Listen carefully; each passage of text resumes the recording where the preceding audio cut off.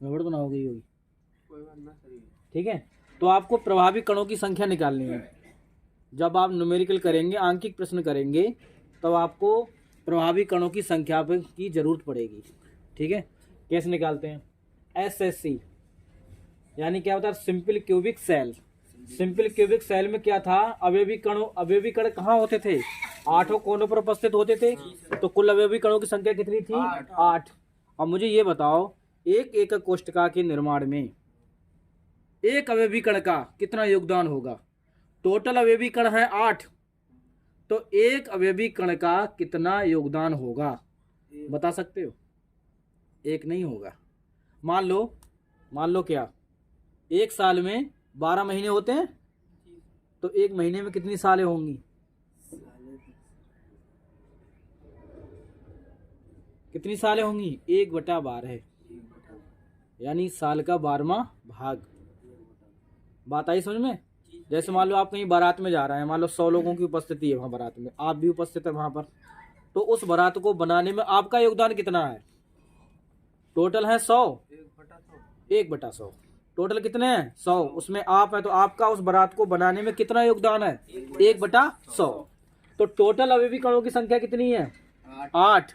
और एक अवयवी कण का कितना योगदान होगा? 1/8। तो 8 एकम 8, कितना आ गया? 1। तो प्रभावी कणों की संख्या आ गई 1। मैं आपसे पूछूंगा, बताओ SSC में कितने प्रभावी कणों की संख्या होती है? तो आप कहेंगे 1। अब आ जाओ BCC पर, बॉडी सेंट्रल क्यूबिक सेल। इसमें क्या है?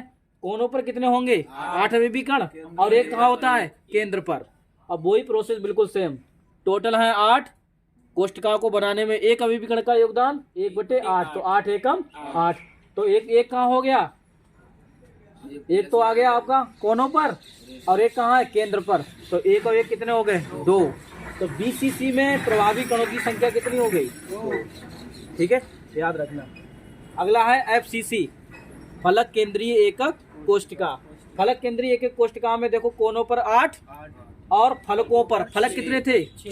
6 फलकों पर थे, तो वही 8 एकम 8। फलक देखिए 6 फलक हैं। तो एक जो अवयवी कण होगा, अवयवी कण को हमने क्या माना है? अवयवी कण को हमने माना है गेंद, ठीक है। अब आप 2 एकक कोष्ठका बनाते हैं। मान लो एक कोष्ठका की दीवार ये, एक इधर एकक कोष्ठका है, और मान लो एक इधर है एकक कोष्ठका, ठीक है। तो अब ये आपका अवयवी कण है। तो इस अवयवी कण का इस कोष्ठका के लिए कितना योगदान रहा? आधा आधा रहा। अरे आधा इधर है, आधा इधर है। मान लो परीक्षा चल रही है, और परीक्षा में 2 कमरों में एक ही टीचर की ड्यूटी है, और टीचर कहाँ बैठेगा? बीच में। तो उसका एक कमरे के लिए कितना योगदान होगा? आधा होगा, 1/2 होगा, ठीक है। तो कितना होगा? 1/2। तो मैंने वही लिखा है 1/2। 2 3 6। तो एक यहाँ से आ गया, और 3 ये हो गए, तो 1 और 3 कितने हो गए? 4। तो फलक केंद्रीय एकक कोष्ठका में यानी FCC में प्रभावी कणों की संख्या कितनी आ गई? 4। ठीक है, याद रखना है। ऐसे देखो ECC and central cubic cell, इसमें देखो कोनों पर वही 8, और विपरीत फलकों पर कितने होंगे? 2। एक कोष्ठका का योगदान कितना होगा? 1/2। तो 2 एकम 2।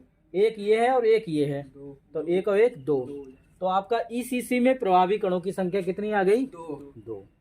ठीक है, ये आप जो न्यूमेरिकल्स करेंगे इस पाठ के, तब आपको याद रखना है प्रभावी कणों की संख्या SSC में 1, BCC में 2, और FCC में 4, और ECC में 2। ठीक है, इसे याद कर लेना। मैं चाहता तो इसको डायरेक्ट भी लिखा सकता था।